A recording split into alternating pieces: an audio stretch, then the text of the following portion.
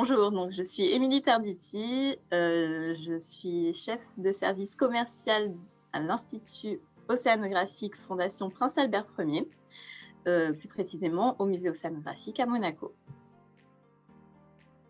Alors j'ai fait un bac économique et social, puis je me suis orientée sur un BTS commerce international.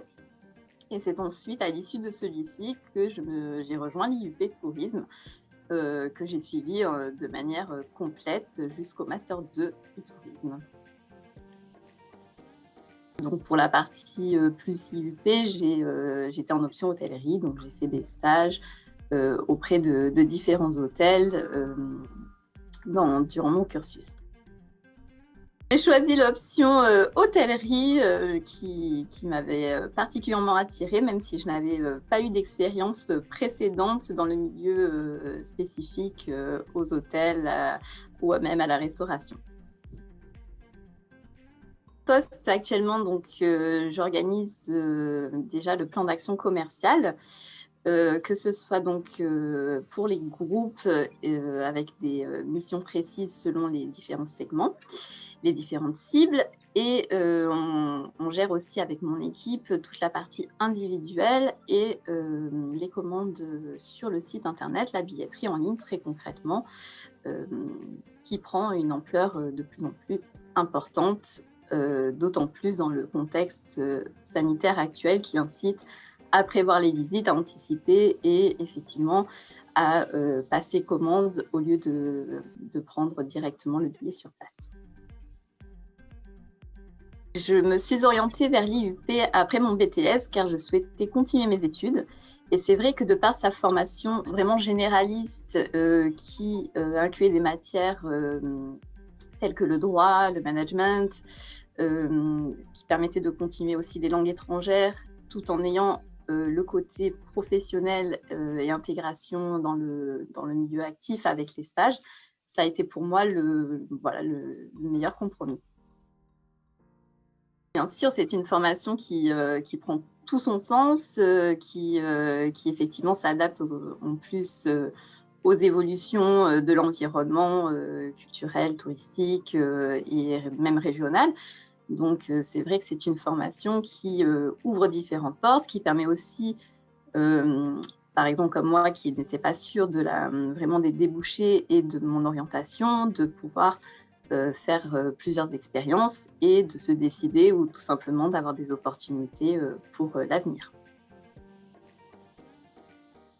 Pour moi, un bon compromis, ça permet effectivement d'avoir des rencontres aussi, alors déjà avec sa promotion, ça reste des futurs acteurs du milieu, donc c'est intéressant d'avoir ces connexions-là, mais aussi donc avec vos professeurs et les intervenants professionnels. Donc comme je vous le disais, moi cette formation m'a été tout à fait bénéfique, m'a aidé à m'orienter aussi et correspondait bien à mes attentes et à mon sens, avec un peu de recul, correspond aussi aux attentes des professionnels. Pour les stages à titre personnel, j'avais pas eu de contact spécifique ou d'opportunité, mais je sais que certains de mes camarades de promotion avaient eu des offres par des intervenants dans certaines formations. Donc effectivement, ça peut être aussi une aide qu'on reçoit, mais la plupart des stages, effectivement, je les ai plutôt cherchés en autonomie. Et pour ma part, je souhaitais aussi partir à l'étranger, donc ça correspondait plus à mes attentes et à mes souhaits. Bien sûr, la formation, donc intégrer des professeurs universitaires, on va dire effectivement «classiques» entre guillemets, et aussi donc des personnes qui étaient intervenants, qui travaillaient dans différentes sociétés de la région ou différentes, même de structures plus grandes qui étaient même basées sur Paris, des agences de voyage en ligne qui prenaient toutes de leur essor à l'époque. Donc effectivement, c'était tout à fait intéressant de pouvoir avoir ces échanges plus concrets, on va dire, avec les intervenants. Après mes études, je suis, restée en contact essentiellement avec, ma promotion, avec, différentes, qui sont devenues vraiment des amies. Mais, on rencontre aussi bien sûr, sur différents événements ou par des, relations, professionnelles d'anciens étudiants de l'IUP.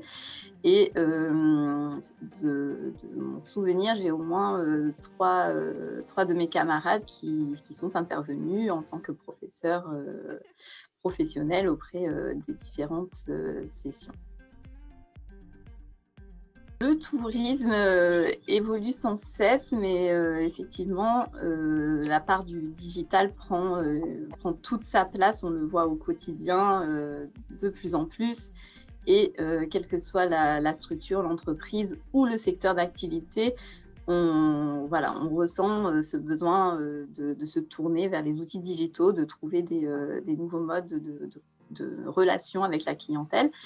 Et même nous, en interne, on continue à faire des formations, voilà, qualifiantes pour, pouvoir, être toujours à jour, et des formations également, plus spécifiques sur des logiciels, par exemple. Tout à fait, je voulais leur dire, leur signifier qu'ils avaient choisi la bonne voie, même si en ce moment les contraintes sont un peu fortes. Sachez que nous, il y a 10 ans, on avait la crise financière, donc le tourisme a une capacité, voilà, de régénérescence importante et pourra, voilà, vous donner des belles opportunités, j'en suis persuadée, donc voilà.